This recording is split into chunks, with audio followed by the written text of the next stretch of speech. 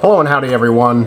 Yesterday I watched The Dark Knight Rises. Picked this up at Blockbuster the other day. They finally got their multitude of Blu-rays put on their preview table, and I actually got this for $10. So I felt like a champion to get The Dark Knight Rises on Blu-ray for $10. Though it is previewed, I had to watch it, I felt, right away, because I only have 30 days to return it if there's something wrong with the disc. Luckily, there's nothing wrong with the disc.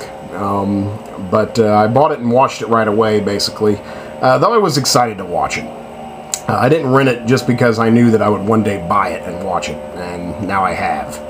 I'm giving it an 8. I think it's a solid 8. I definitely appreciated it more watching it at home. I think some of the flaws stick out more, but, you know, I think for some reason I just thought it played better on the small screen.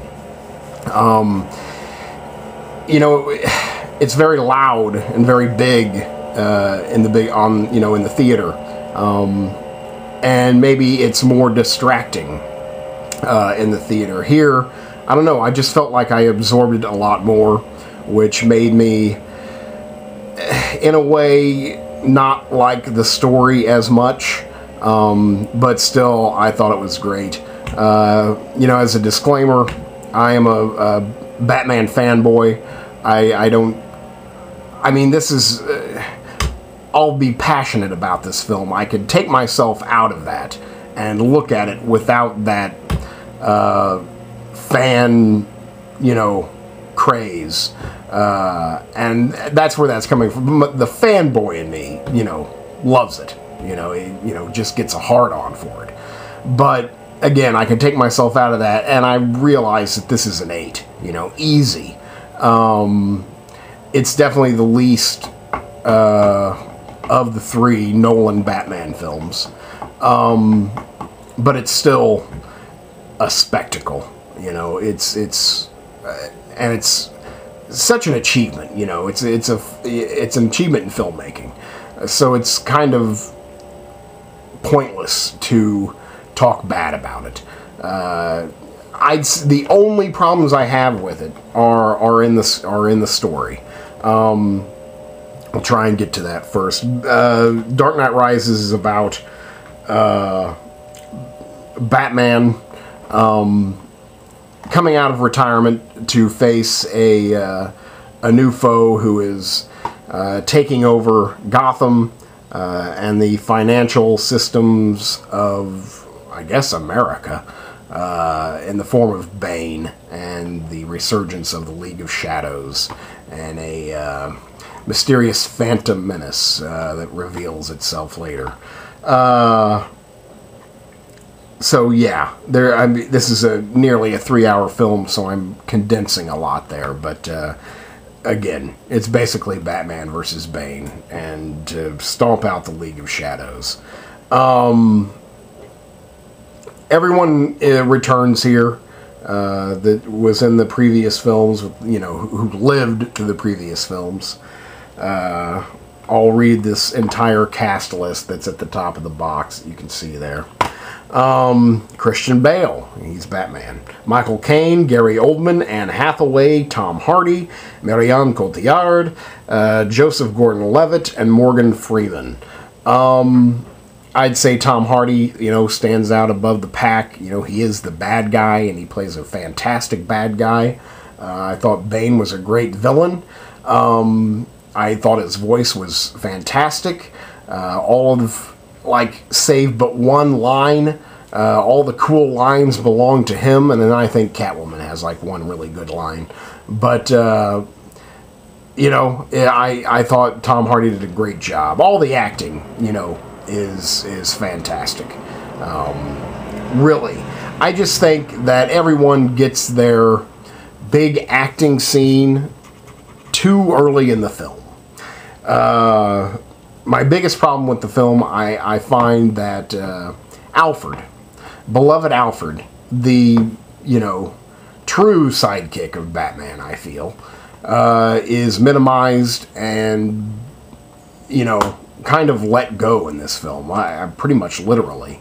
And I didn't enjoy that. That came way too early in the film for me.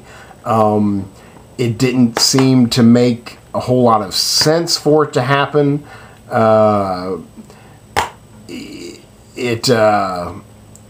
I guess it let some things happen in the story, but that's pretty much it. It just kind of lets things happen. It puts Bruce without a protector. And I don't know, I don't like thinking about Batman without Alfred. And if any, thing, and they do play with the mythology here in this film, which is fine, I do not mind that at all, but I am bothered far more by Alfred disappearing in the first quarter of the film than I am by toying with the origin of Bane. So it just kind of... Michael Caine gets his big acting scene, and they have this this dramatic conversation. It all, happens so early, it kind of feels a little unnatural. The same goes with Gordon.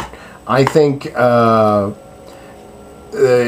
Commissioner Gordon has this emotional speech and emotional conversation with Joseph Gordon-Levitt that, again, is too early. And it doesn't feel like the emotions have built up yet.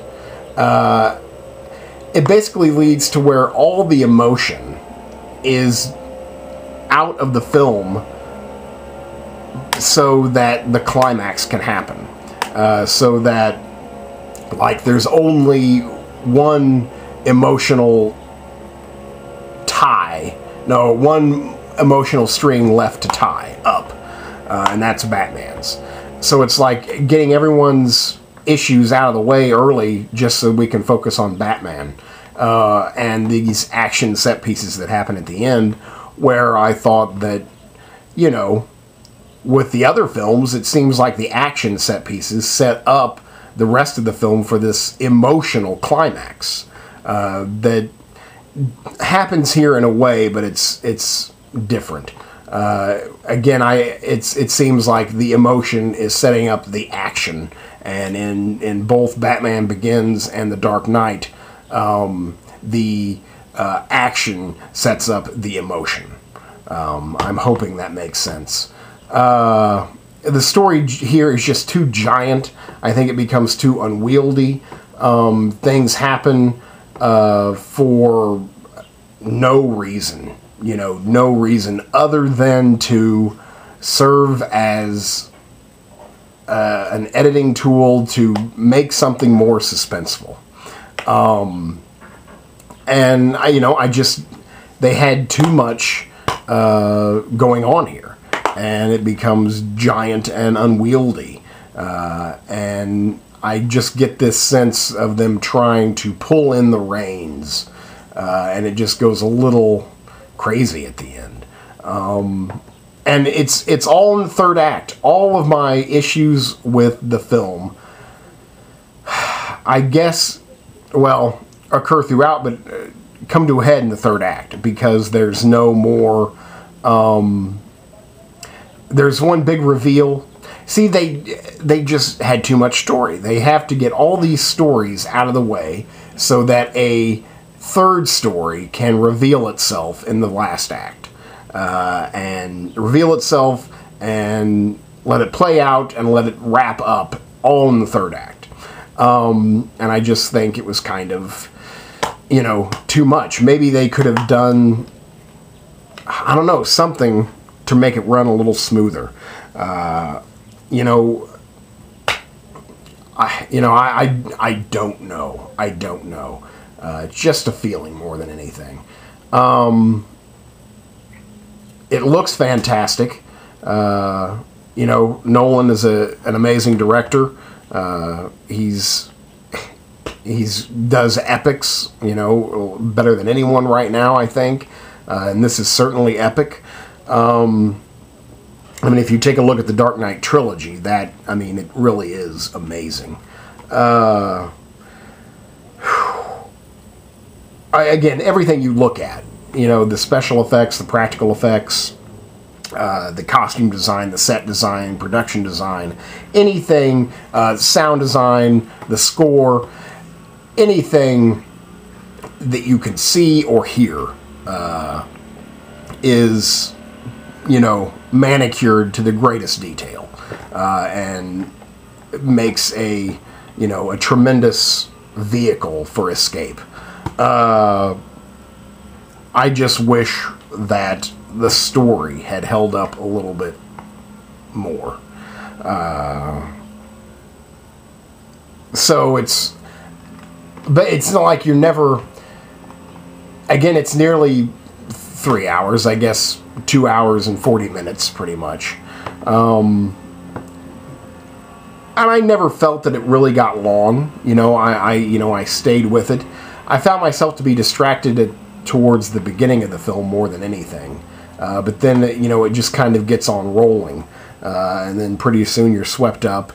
And then, again, at the end, I'm just kind of irritated by everything. Basically, it's the Robin stuff. And I don't mean to spoil any surprises, but again, this movie's been out for a while. All the Robin stuff at the end is kind of maddening to me. And Gordon trying to put, you know, some type of signal blocker on the bomb, and he drops it. It's just tricks, you know, phony, ancient tricks. And I just thought that they should have been avoided, you know, given that this is like cutting-edge film. You know, it's a cutting-edge film who falls prey to, like, and uses the oldest tricks in the book. I guess I didn't appreciate it too much.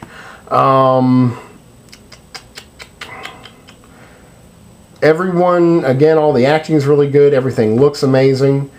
Sounds amazing. It's just that little bit. I felt that the writing was more monologue driven than, you know, conversationally driven. I felt that both Begins and Dark Knight really relied on the interplay of characters. Here it's like one character is speaking and the other character is listening. So it's kind of a different writing style. And the monologues are good, don't get me wrong. But I don't know. It's just, again, it just feels different. Runs a little bit clunkier than the previous films. Actually, what I think, it may be dumb, but this is the best metaphor? Maybe not metaphor. I can never remember the difference between analogy and metaphor. So I don't know what this is, an analogy or a metaphor. But the bat. The bat wing, as you might want to call it in this film. You know, whatever. The Batman helicopter thing, the bat. Reminds me of this film itself. You know, the bat is gorgeous. It looks futuristic. You just stare at it in awe. And when it starts to move, it's very big. It's got a lot of moving parts. You know, you can see everything shifting. It's firing up. You know, it's trying hard to get off the ground. All these big parts are moving for this giant behemoth machine to get off the ground. And, you know, it's a little clunky at first. It, you know, tips from side to side and struggles to get off the ground. But eventually he hits a button and boom, he's in, you know, this beautiful, you know, futuristic, you know, rocket that's just zooming through and just beautiful in its movement. And I think that that's kind of what this film is like. It's huge, it's giant, it's clunky, it has a tough time getting its feet under it. But then when it does, it has no problem, you know, just rocketing you to the end.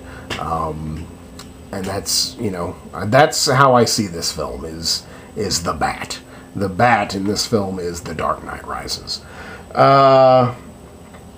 So that's pretty much all I got. I guess directed, produced by Christopher Nolan, written by Jonathan Nolan and Christopher Nolan, from a story of Christopher Nolan and David S. Goyer. David S. Goyer is like the big name here. And directed by Christopher Nolan. So it's definitely, the vision of Christopher Nolan, which I think is, is impressive. Again, he's one of our best filmmakers working. So I think that's all I've got to say about that. I think I enjoyed it more at home than watching it in the theater. But there you go. That's The Dark Knight Rises, and I give it a solid 8. Thank you much.